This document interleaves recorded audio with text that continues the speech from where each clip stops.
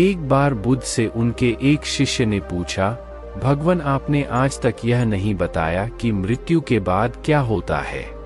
उसकी बात सुनकर बुद्ध मुस्कुराए।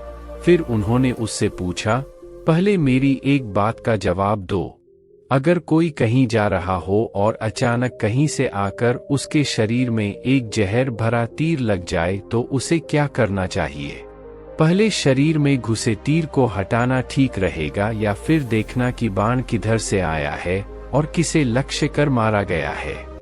शिष्य ने कहा, पहले तो शरीर में घुसे तीर को तुरंत निकालना चाहिए, नहीं तो जहर पूरे शरीर में फैल जाएगा।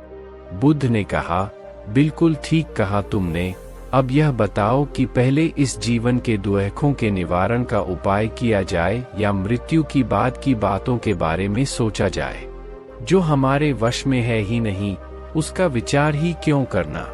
किसकी मृत्यु कब आएगी, ये सिर्फ प्रकृति जानती है। मनुष्य के हाथ में सिर्फ कर्म करना है।